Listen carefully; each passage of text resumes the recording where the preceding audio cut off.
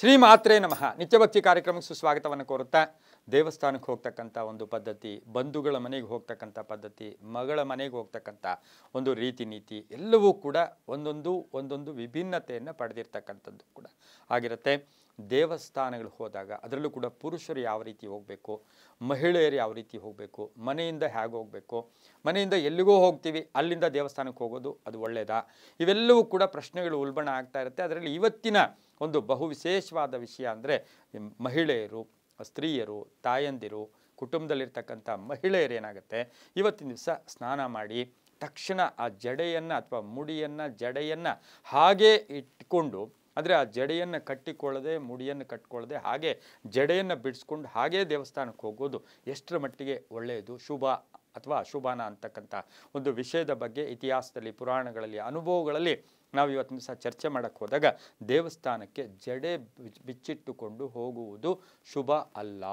ಸ್ವಲ್ಪ ಲೇಟ್ ಆದರೂ ಪರವಾಗಿಲ್ಲ, ಒಂದು ಸ್ವಲ್ಪ ತಡ ಆದರೂ ಪರವಾಗಿಲ್ಲ, ಜಡೆಯನ್ನು ಅದನ್ನು ಮುಡಿಯನ್ನು ಕಟ್ಕೊಂಡು ಹೋಗೋದ್ರಿಂದ ಸಾಕಷ್ಟು ಶುಭ ಆಗುತ್ತೆ. ಈ ರೀತಿ ಜಡೆಯನ್ನು ಬಿಚ್ಚಿಕೊಂಡು ಹೋಗೋದ್ರಿಂದ ನಮಗೇನೋ ಮೈಂಡ್ ಆ್ಯಕ್ಟಿವ್ ಆಗಿರುತ್ತೆ, ನಾವು ಹಾಗೆ ಇರ್ತೀವಿ, ಹಾಗೆ ಆರಾಮಾಗಿ ಹೋಗ್ತೀವಿ ಅಂದ್ಕೊಂಡಿದ್ದೀವಿ. ಆದರೆ ಅದು ಪದ್ಧತಿಯಲ್ಲ. ಸ್ನಾನವಾದ ನಂತರ ಆ ಜಡೆಯನ್ನು ಕಟ್ಟಿ ಗಂಟು ಹಾಕ್ಕೊಂಡು ಹೋದರೆ ಅದರಿಂದ ಅದೇನು ಬಾಚಣಿಗೆಯಿಂದ ಬಾಚ್ಕೋಬೇಕು ಅಂತೇನಿಲ್ಲ, ಹಾಗೇ ಗಂಟು ಹಾಕ್ಕೊಂಡು.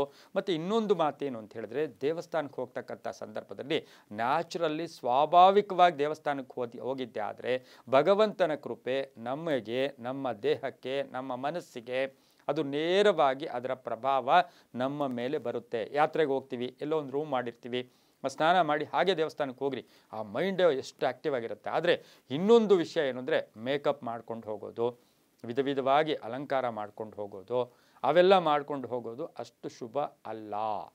ಜಡೆಯನ್ನು ಕಟ್ಟಿಕೊಂಡು ಹೋಗೋದ್ರಿಂದ ದೇವಸ್ಥಾನದಲ್ಲಿ ಏನಾಗುತ್ತೆ, ಮೈಂಡ್ ಆ್ಯಕ್ಟಿವ್ ಆಗಿ ನಮಗೆ ಇರುತ್ತೆ.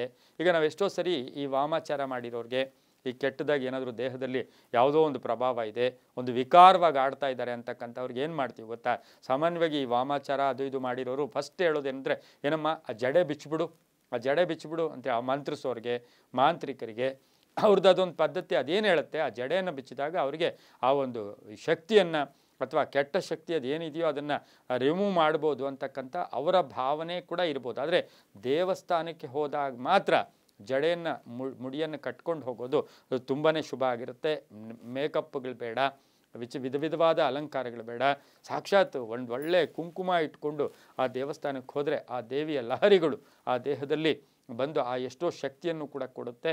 ಇವೆಲ್ಲವೂ ಆಚಾರ ಪದ್ಧತಿಗಳು, ನಂಬಿಕೆಗಳು ಅಂತೂ ಕೂಡ ಹೇಳ್ತಾ, ಸರ್ವೇ ಜನ ಸುಖಿನೋ ಭವಂತು, ಸಮಸ್ತ ಸನ್ಮಂಗಳಾನಿ ಭವಂತು.